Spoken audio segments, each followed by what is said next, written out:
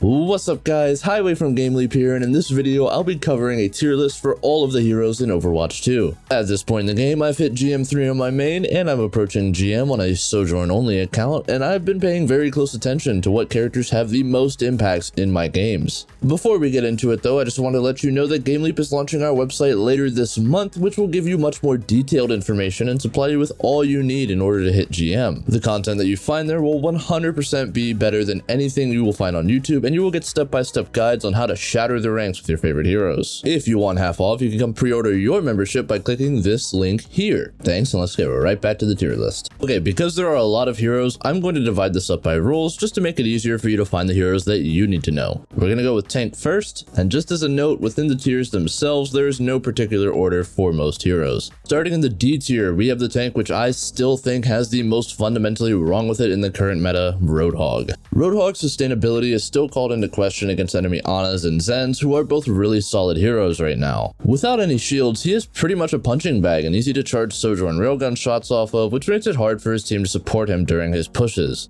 Don't get me started on having no answers for Widowmaker either. That hero makes me mauled. Just a little bit above Roadhog in the D tier list is, sadly, Junker Queen. Junker Queen just doesn't have the punch she used to in the betas, and with how much damage enemy teams can do now, she falls behind on sustainability and being able to provide for her team. Her only redeeming quality is her very long cooldown shout, which gives everyone a speed boost and a health buff for engaging. The issue is that, especially at a high level, most teams can simply kite her away, which might lead you to think, okay, what about at a lower level? But the problem is that at a lower level, most Junker Queens will just not have good management of her shout and not know how to push into damage. If you are at a lower level and have the game sense to push on Junker Queen, there are actually just straight up better alternatives to play, significantly better alternatives to play. She requires too much game sense at a low level, she's easily countered at a high level, and there's just better heroes to select. Personally, she's still my favorite though. Next up in the tier list, we are going into the C tier, and in it we have Wrecking Ball. He's honestly just okay. Other tanks have more punch to their solo dives that leave me wishing we would just switch the ball for one of those. He's better than Hog at fighting enemy snipers and is much more mobile, which gives him an edge, but since there are better options, I simply put him at the C tier. Next up we have Rein. Rein is in the C tier because he's just so map dependent. On something like Legion Control Center, he can absolutely be an A or maybe S tier pick and dominate, especially if you're a good Rein. The problem is that the second the enemy team has a mobile team comp, Rein ends up being pretty much useless. He's stuck on the floor and his backline can only stack up on him so much, especially since his 1200 shield health can be broken pretty quickly in this game. With mobility being king right now, Rein kind of just falls behind most of the time. Okay, first up on the B tier is going to be Doomfist. Doom definitely cuts it close to being on the C tier due to his general lack of sustain, but I've seen some good Dooms do work on him. His ult is kind of bad to be honest, but well-timed engages and actually putting resources into your Doom can make him a comparable tank to Wrecking Ball. I'd still rather have some of the other tanks, but I won't complain too much if you're a good Doom. Moving on in B tier, we have Orisa, who's kind of in the same boat as Rein as far as pushing goes, but she has a much easier time fighting targets at range because, well, her weapon is ranged. Her Javelin provides a huge bit of CC for stunning people out of ultimates or for securing picks on unsuspecting backliners. Her Fortify makes her pretty tough for walking in on enemies, and her ultimate can actually be really powerful, especially when combined with something like a Nano. She still does fall behind other tanks with what she does in my opinion, so I have her here at a solid B tier. The third and final tank on the B tier is going to be Monkey. Monkey's pretty good, but he's a cut below the remaining tanks. He doesn't have enough damage to chew through support heals, but his bubble actually provides a ton of sustainability to his team when he has divers to follow him around. Without CC in the game, a good Monkey is much more effective at taking space, and using his right click, he can safely poke down targets who are out of position of their healers before he dives them, or even secure picks on low health targets who manage to escape him. However, these next two tanks actually skip straight through the A tier and go right into S tier due to their power and versatility. They are downright broken in the current state of the game. Before we get into them though, are you enjoying the tier list thus far? If so, please make sure you like and subscribe for more 5-head Overwatch content that is sure to improve you as a player. Okay, back to those two tanks. The second top tank, who is just as powerful as the next, but certainly superior on maps with lots of high grounds, is D.Va.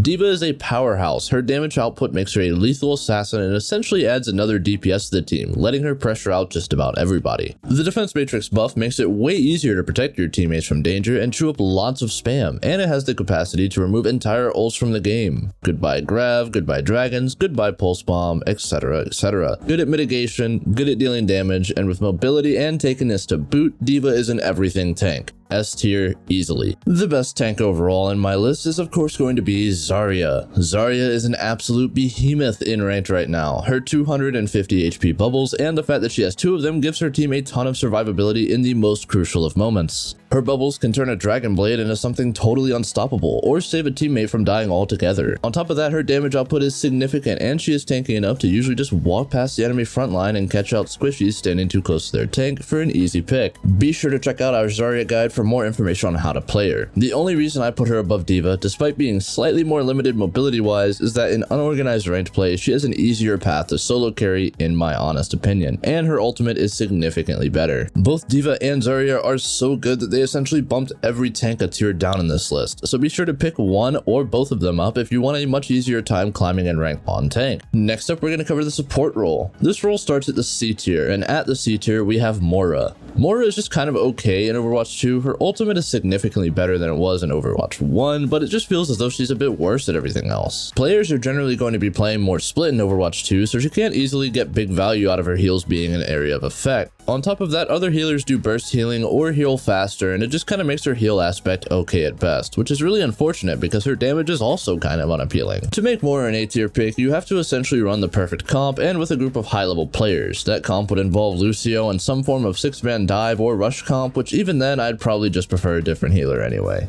Going up to the B tier, and trust me, it pains me to say this a bit, we have Mercy. What hurts even more to say is that she would probably be a C or even D tier pick if it wasn't for just how powerful certain DPSs are that she can provide a lot of synergy and power to. Mercy just feels like she doesn't really do anything that special. Even res is pretty difficult to consistently get off in this game aside from on a few select maps. Things are too mobile and they can shut down your res pretty easily if they're paying attention, and aside from that, Mercy is pretty much a gamble on how good your DPSs are. Sorry Mercy mains, I still love you, please keep pocketing me. Going up to the A tier, we have Zenyatta first. Zen's kick actually provided a surprisingly annoying feature to him to deal with. He can get some space and put enemies in a predictable pattern so that he can send some follow-up orbs which do a ton of damage. Discord is just as strong as it has ever been, allowing for teams to sometimes actually kill tanks. He's a fantastic dueler, has a ton of burst damage, his ultimate is solid. He's only not S tier due to a specific hero being so strong as an alternative. Otherwise, Zen is a great choice all the same. Next up is Brigitte in the A tier. Rally remains a strong ultimate in Overwatch 2 to pretty much nobody's surprise, and Brig's shield allows for her to have a ton of sustain, especially against divers. Her Inspire is a solid AoE healing choice, and her boops provide lots of peel for her friendly supports and targets in need. Throw in repair packs and you can actually provide quite a bit of quick healing to a target, especially hard to hit ones like Blade and Genji's. Brig is a great pick in a lot of cases, just not as good as the S tiers. Which, finally, we have the S tier. First on my S tier is going to be Ana.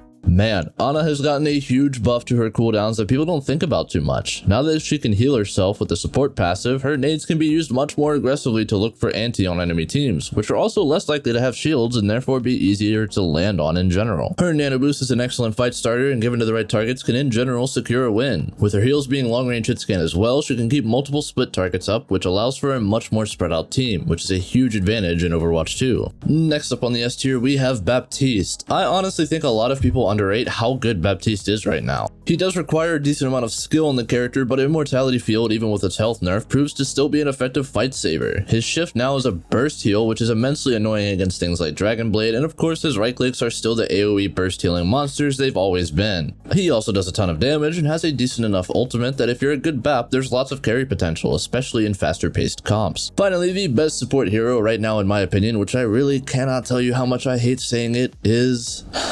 Lucio. It's not that I hate Lucio as a character or Lucio mains, it's just that we all know that annoying Lucio friend, right? Anyway, Lucio's an absolute beast right now when coupled with those S tier tanks I mentioned earlier, especially Zarya. With speed amp, you can walk your Zarya and honestly anyone right into the enemy backline and ruin any squishies you want to with little issue. His beat is also a fight saving ultimate that cannot be simply anti-nated off like a trance can, so he is an excellent pick for just about any composition. His own mobility even makes him good in dives, and his boot provides for a lot of peel as long as you're paying attention to your other support. Okay, finally we have DPS. I'm going to try to make this one as rapid fire as possible because there are a lot of DPS characters. D tier, Bastion. Bastion is slow, has a big hitbox, okay damage, but overall can't hang due to just how much damage he takes from his size and without any mobility. Plus without the infinite ammo ult bug, his ult is pretty underwhelming. C tier, Symmetra. I actually prefer to duo with a sim player on my main who's really damn good at her, but he's also been playing her for 6 years and is honestly just a funny guy. I think she is missing a decent amount of power and definitely pick potential to be anywhere anywhere higher right now, C tier. In the B tier, we have Cassidy. Cassidy is okay if you can land your shots, but I still don't see a reason to play him right now over the other DPSs. All he really does is decent, steady, chunky damage, but has nothing else to him overall. His grenade replacement is annoying and really good, but it's not as good at making him stand out as his flashbang was.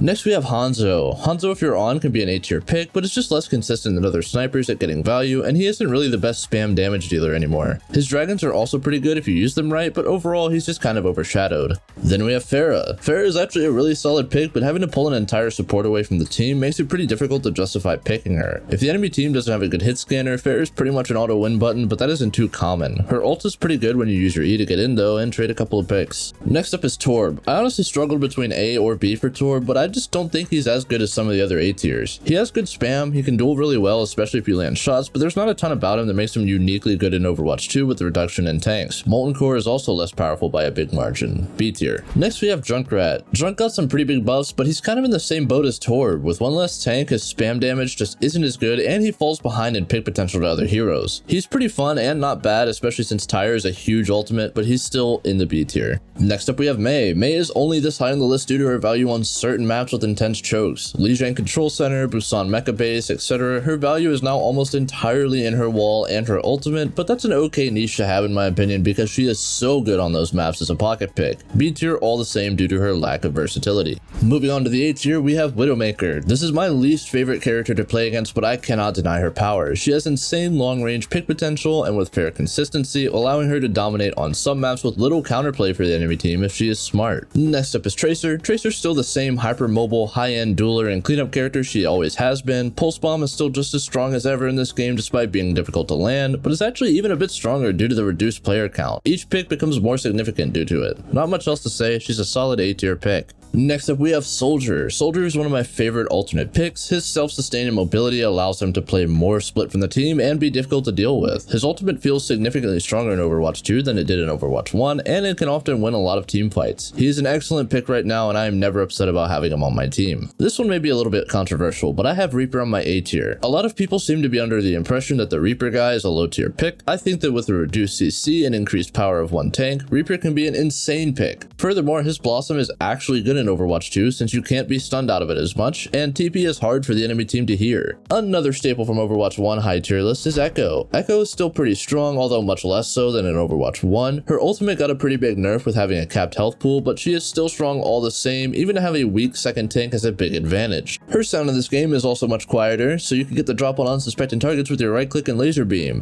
A tier. The final A tier hero we have is Ashe. This character has a special place in my heart forever, and it makes me happy to see that she is still an excellent pick in Overwatch 2. Bob is a pretty good ultimate, particularly if you watch out for the enemy sleep dart. Her high damage output and pick potential makes her a solid choice on a lot of hybrid or payload maps, and she has just enough mobility to be annoying to catch out. Dynamite is also strong. Finally, we have the S tier for DPS. First up is this insanely broken hero, Sombra. Sombra is power crept to the moon at this point. Invisible Hack spamming the enemy tank is a great way to break some monitors. Hack also gives you a 40% damage boost, so hitting an enemy tank with your gun now is also pretty good, or dueling players who are by themselves for easy picks. On top of all that, EMP also now takes out 40% of enemy health, making them all hacked and weak for follow-up from your team. And if that wasn't enough, she only needs to do around 1200 damage for her EMP, making it one of the faster charging ults in the game. What happened, Sombra? For real, who juiced you up this hard? Next up we have Sojourn. Sojourn is also pretty insane right now. Her power level is definitely dependent on your skill with her, but she can easily turn any fight at a moment's notice. Spam enemy tanks for rail and start trading out squishy targets, and you have a super simple time on your hands. Railgun is a powerful ultimate, and she has some of the best mobility in the game to boot. Her spam damage is also significant, especially with the Zen or Mercy pocket. Solid choice in any situation. Finally, the last character, Genji. Genji is an excellent hero with a ton of value in OW2. Remove CC makes it so that he can stay in for duels longer, giving him a higher chance of getting value on each of his dashes. His snowball potential is huge against a team that is comprised of mostly squishy targets with no stuns, and it allows him to get a lot of value on cleanups. Finally, Dragon Blade is an insane win condition right now for good Genjis, pretty much landing a near guaranteed fight win every single time you use it. Thank you guys so much for watching. Be sure to like and subscribe for more content like this, and I hope to see you all again soon. Take care and peace.